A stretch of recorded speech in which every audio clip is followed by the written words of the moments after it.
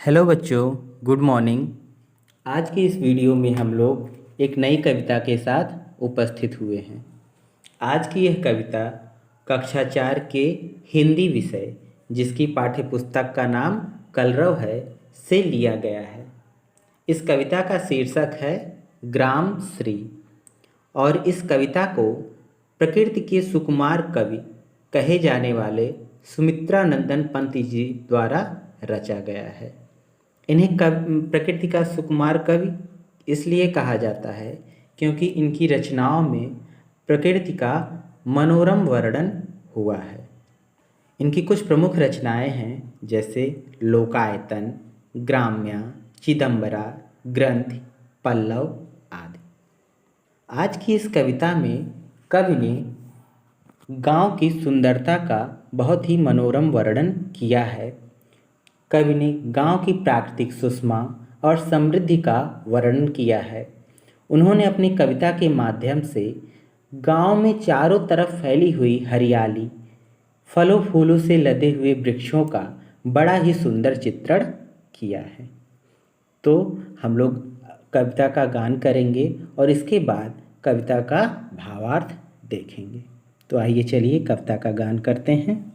Valley खेतों में दूर तलक मखमल सी कोमल हरियाली, लिपटी जिससे रवि की किरणें चांदी की सी उजली जाली। अब रजत स्वर्ण मंजरियों से लद गई आम्रतरु की डाली, झर रहे ढाक पीपल के दल, हो उठी कोकिला मतवाली। महके कटहल मुकुलित जामुन, जंगल में झरबेरी झूली, फूले आडू नींबू दाडिम, आलू गोभी बैगन मूली। पीले मीठे अमरूदों में अब लाल लाल चित्तियाँ पड़ी, पक गए सुनहले मधुर बेर, अमली से तरु की डाल जड़ी। लह लह पालक मह मह धनिया, लौकियों सेम फली फैली, मखमली टमाटर हुए लाल, मिर्चों की बड़ी हरी थैली। फैली खेतों में दूर तलक मखमल सी कोमल हरियाली, लिपटी जिससे रवि की किरणें चांदी की सी उजली जाली, चांदी की सी उजली जाली। अब हम इसका भावार्थ देखेंगे। फैली खेतों में दूर तलक मखमल सी कोमल हरियाली, लिपटी जिससे रवि की किरणें चांदी की सी उजली जाली। कवि कहता है कि खेतों में दूर दूर तक मखमल सी कोमल अर्थात मन को भाने वाली हरियाली फैली हुई है और इस हरियाली पर सूर्य की चमचमाती किरणें, रवि मतलब सूर्य की चमचमाती किरणें इस तरह से पड़ रही है मानो पूरा खेत चांदी की जाली से ढक गया हो। अब रजत स्वर्ण मंजरियों से लद गई आम्रतरु की डाली, झर रहे ढाक पीपल के दल, हो उठी कोकिला मतवाली। कवि कहता है कि आम के वृक्षों की डालियाँ अब रूपहले और सुनहले आम के बौरों से लद गई है।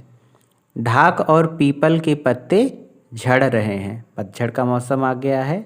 ढाक और पीपल के पत्ते झड़ रहे हैं और कोकिला अर्थात कोयल मतवाली होकर अर्थात उत्साहित होकर मधुर गीत गा रही है। महके कटहल मुकुलित जामुन, जंगल में झरबेरी झूली, फूले आडू नींबू दाडिम, आलू गोभी बैगन मूली। कवि कह रहा है कि कटहल अब महकने लगी हैं, अधखिला जामुन अपनी आभा दिखा रहा है। जंगल में जो झाड़ी बेर है वह भी अब बेरों से लद गई है और हवा के हल्के झोंकों से झूलने लगी हैं। आडू, नींबू, अनार ये सभी फल, आलू, गोभी, बैगन, मूली ये सारी सब्जियां अब फलने फूलने लगी हैं। पीले मीठे अमरूदों में अब लाल लाल चित्तियाँ पड़ी, पक गए सुनहले मधुर बेर, अमली से तरु की डाल जड़ी। कवि कह रहा है कि अमरूद अब अधिक पक गए हैं तो उनमें लाल लाल चित्तियाँ पड़ गई हैं।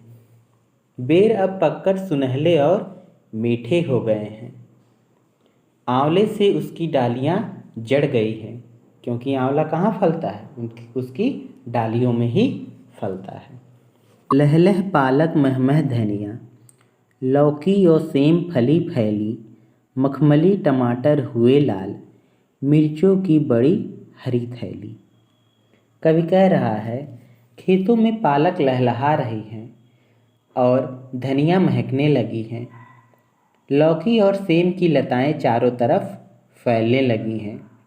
टमाटर भी पककर अब मखमल की तरह लाल हो गए हैं और मिर्चों के गुच्छे हरी थैली की भांति प्रतीत हो रहे हैं। धन्यवाद बच्चों। अब अगले वीडियो में हम लोग एक नए चैप्टर के साथ प्रेजेंट होंगे। अगर आप लोगों को हमारा वीडियो अच्छा लगा हो तो प्लीज़ इसे लाइक, सब्सक्राइब एंड शेयर ज़रूर करें तथा बेल आइकन को क्लिक करना बिल्कुल भी ना भूलें, ताकि आगे आने वाले वीडियो के नोटिफिकेशन आपको टाइम टू टाइम मिलते रहें। Thank you.